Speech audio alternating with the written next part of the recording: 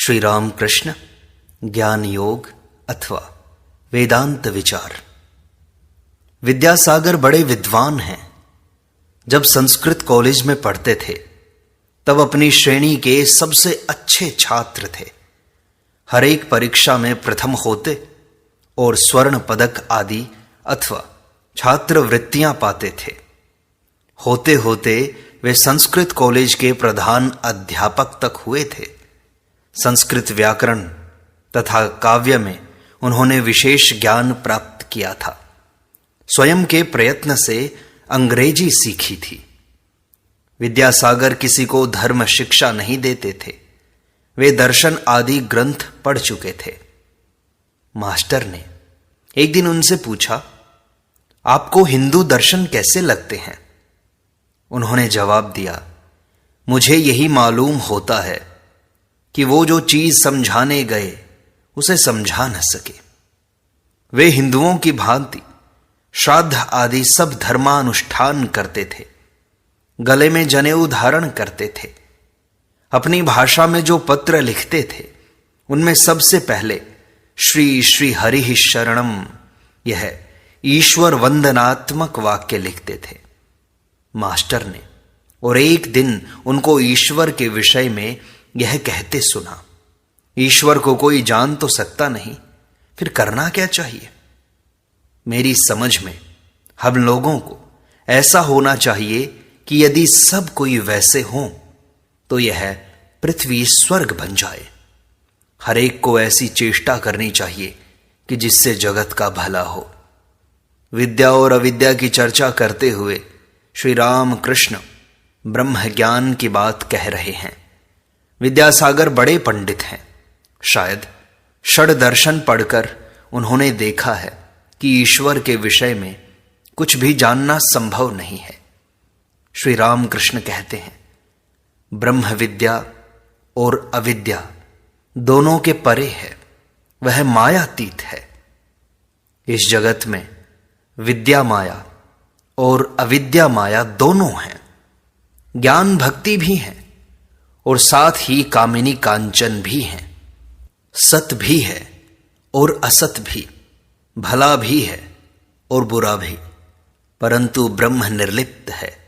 भला बुरा जीवों के लिए है, सत असत जीवों के लिए। वह ब्रह्म को स्पर्श नहीं कर सकता। जैसे दीप के सामने कोई भागवत पढ़ रहा है और कोई जाल रच रहा है, पर दीप तो निर्लिप्त है।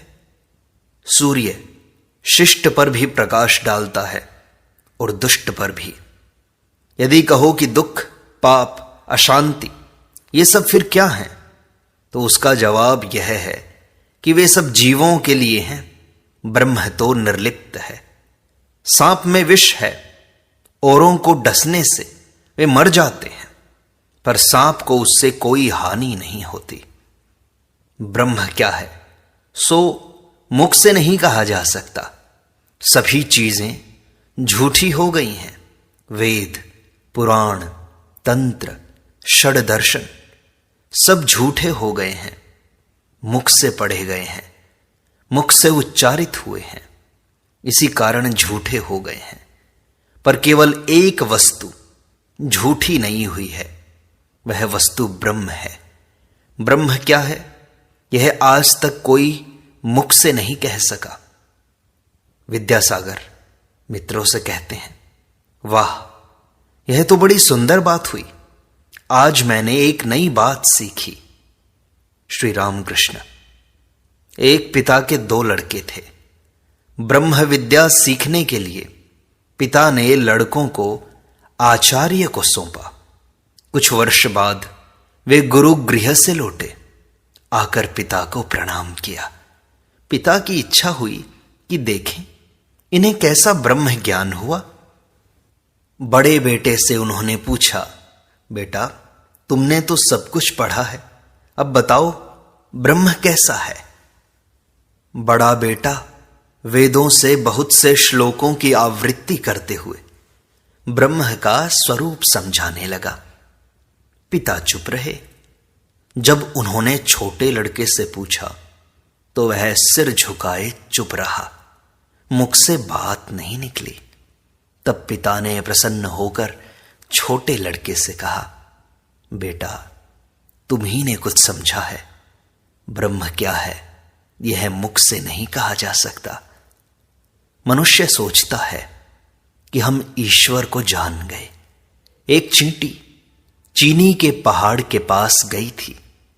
एक दाना खाकर उसका पेट भर गया। एक दूसरा दाना मुख में लिए अपने डेरे को जाने लगी। जाते समय सोच रही है कि अब की बार आकर समूचे पहाड़ को ले जाऊंगी। क्षुद्र जीव यही सब सोचते हैं। वे नहीं जानते कि ब्रह्म वाक्य मन के अतीत है। कोई भी हो, वह कितना ही बड़ा क्यों न हो, ईश्वर को जान थोड़े ही सकता है। शुकदेव आदि मानो बड़े चीटे हैं। चीनी के 8-10 दाने मुख में ले लें और क्या, इससे ज्यादा थोड़ी ले सकते हैं। ब्रह्म तो सच्चिदानंद स्वरूप है। वेद पुराणों में जो ब्रह्म के विषय में कहा गया है वह किस ढंग का कथन है, सो सुनो। एक आदमी के समुद्र देखकर लौटने पर यदि कोई उससे पूछे कि समुद्र कैसा देखा, तो वह जैसे मुंह बाए कहता है, आह क्या देखा, कैसी लहरें, कैसी आवाज। बस ब्रह्म का वर्णन भी वैसा ही तो है। वेदों में लिखा है वह आनंद स्वरूप है, सच्चिदानंद। शुकदेव आदि ने यह ब्रह्म सागर किनारे पर खड़े होकर देखा और छुआ था। किसी के मत के अनुसार वे इस सागर में उतरे नहीं।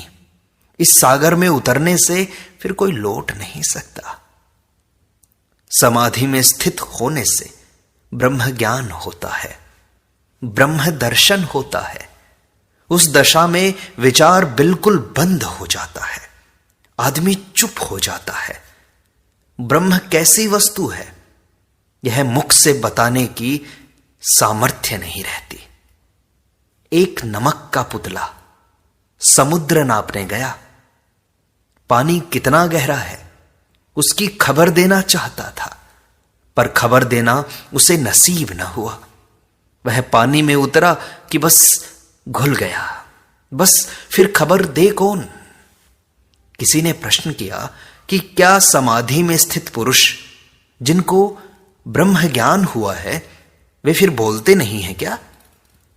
श्री राम कृष्ण विद्यासागर आदि से लोक शिक्षा के लिए शंकराचार्य ने विद्या का अहम रखा हुआ था।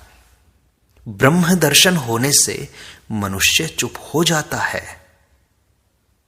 जब तक दर्शन न हो तभी तक विचार होता है। घी जब तक पक न जाए तभी तक आवाज करता है। पके घी से शब्द नहीं निकलता, पर पके घी में कच्ची पूरी छोड़ी जाती है तो फिर एक बार वैसा ही शब्द निकलता है। जब कच्ची पूरी को पका डाला तब वह फिर से चुप हो जाता है। वैसे ही समाधि में स्थित पुरुष लोक शिक्षण के लिए फिर नीचे उतरता है, फिर बोलता है। जब तक मधुमक्खी फूल पर नहीं बैठती तब तक भन भनाती रहती है। फूल पर बैठकर मधु पीना शुरू करने के बाद वह चुप हो जाती है। हां, मधुपान के बाद मस्त होकर फिर कभी कभी भन भनाती है। तालाब में घड़ा भरते समय भक भक की आवाज होती है। घड़ा भर जाने के बाद फिर आवाज नहीं होती। हां, यदि एक घड़े से दूसरे में पानी डाला जाए तो फिर शब्द होता है। श्री रामकृष्ण कहते हैं, ऋषियों को ब्रह्म ज्ञान हुआ था। विषय बुद्धि का लेश मात्र रहते यह ब्रह्म ज्ञान नहीं होता। ऋषि लोग कितना परिश्रम करते थे। सवेरे आश्रम से चले जाते थे, दिन भर अकेले ध्यान चिंतन करते और रात को आश्रम में लौटकर कुछ फल मूल खाते थे। देखना, सुनना, छूना, इन सब विषयों से मन को अलग रखते थे। तब कहीं उन्हें ब्रह्म का बोध होता था। कलयुग में लोगों के प्राण अन्न पर निर्भर हैं, देह आत्म बुद्धि जाती नहीं। इस दशा में सोहम, मैं ब्रह्म हूं, ये कहना अच्छा नहीं। सभी काम किए जाते हैं, फिर मैं ही ब्रह्म हूं यह कहना ठीक नहीं। जो विषय का त्याग नहीं कर सकते, जिनका अहम भाव किसी तरह जाता नहीं, उनके लिए मैं दास हूं, मैं भक्त हूं, यह अभिमान अच्छा है। भक्ति पथ में रहने से भी ईश्वर का लाभ होता है। ज्ञानी तो नेति नेति, ब्रह्म यह नहीं वह नहीं, अर्थात कोई भी ससीम वस्तु नहीं, यह विचार करके सब विषय बुद्धि छोड़े तब ब्रह्म को जान सकता है।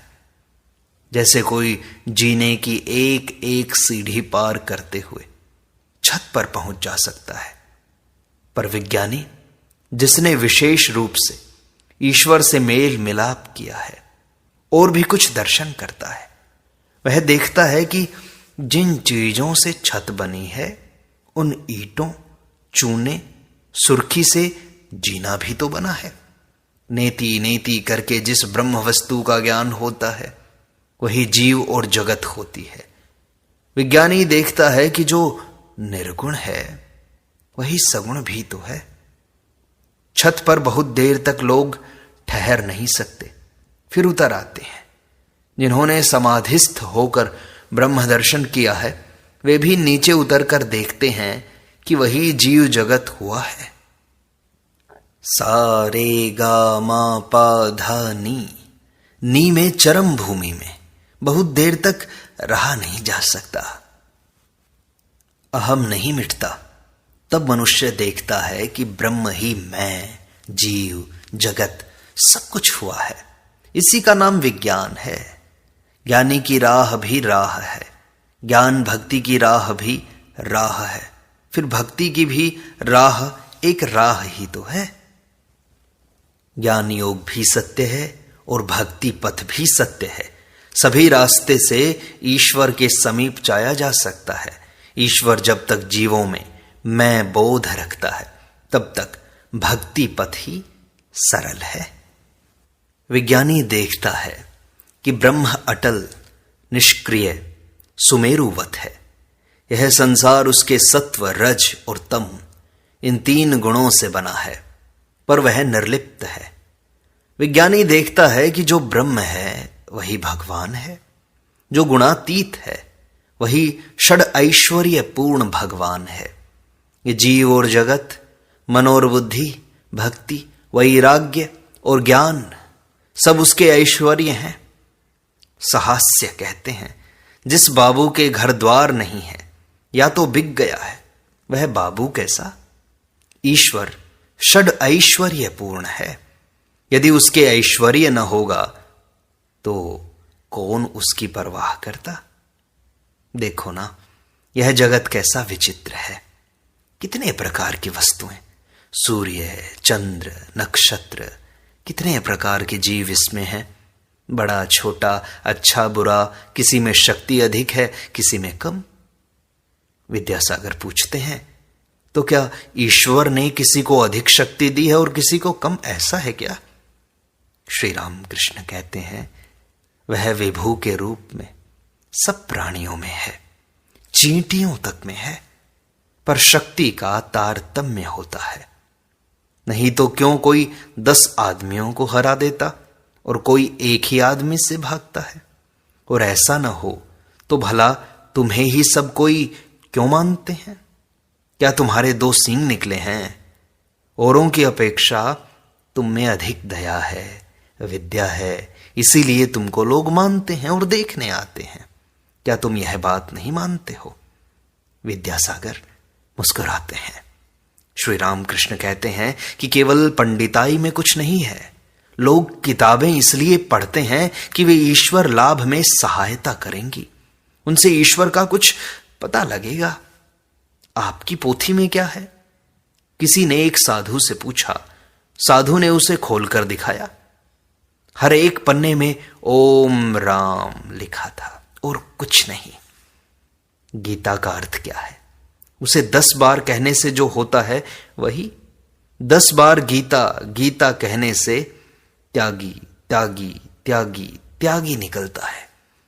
गीता यह शिक्षा दे रही है कि हे जीव, तू सब कुछ छोड़कर ईश्वर लाभ की चेष्टा कर।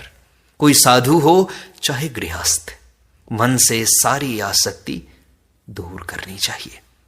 जब चैतन्य देव दक्षिण में तीर्थ भ्रमण कर रहे थे तो उन्होंने देखा कि एक आदमी गीता पढ़ रहा है, एक दूसरा आदमी थोड़ी दूर बैठकर उसे सुन रहा है और सुनकर रो रहा है, आंखों से आंसू बह रहे हैं।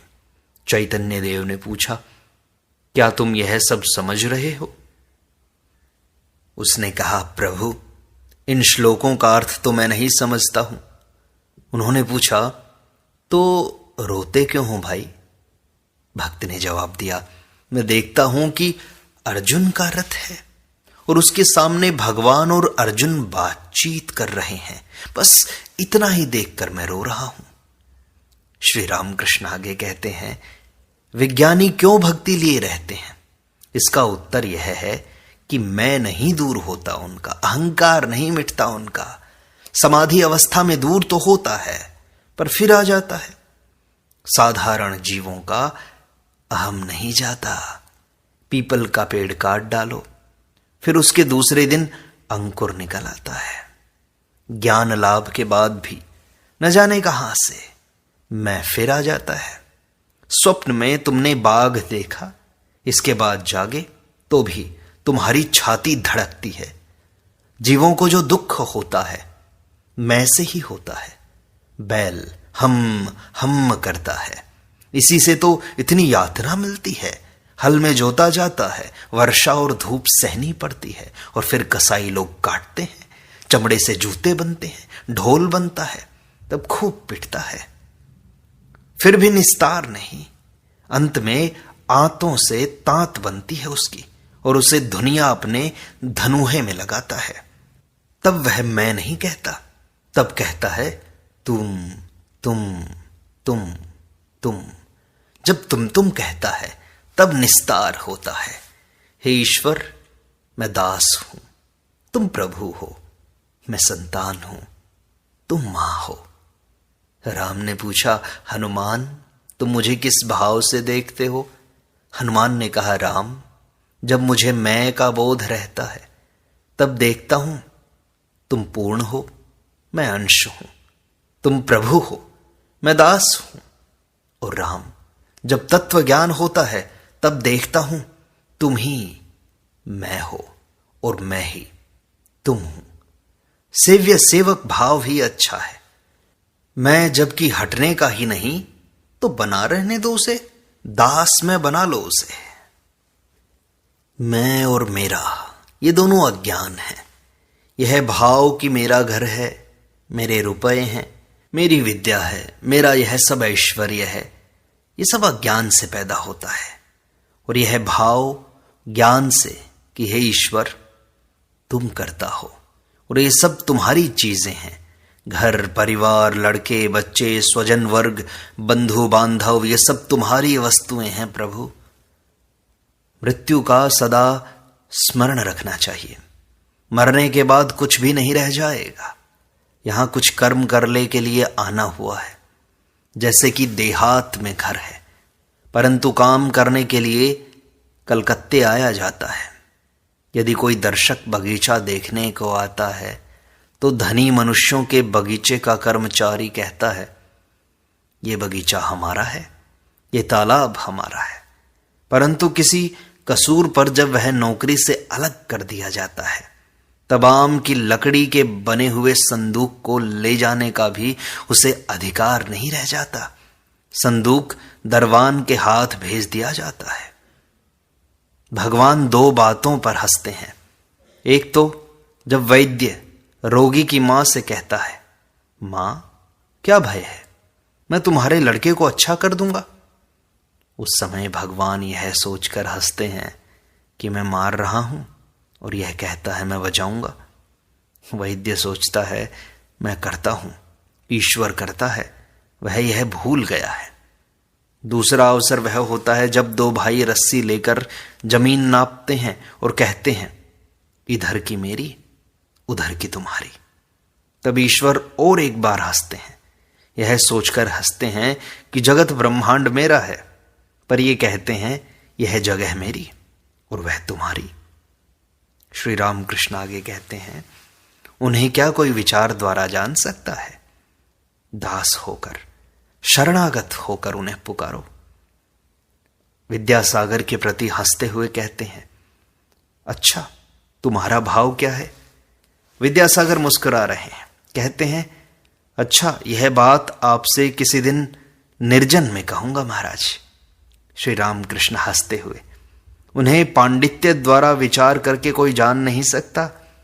यह कहकर श्री रामकृष्ण प्रेम से मतवाले होकर गाने लगे।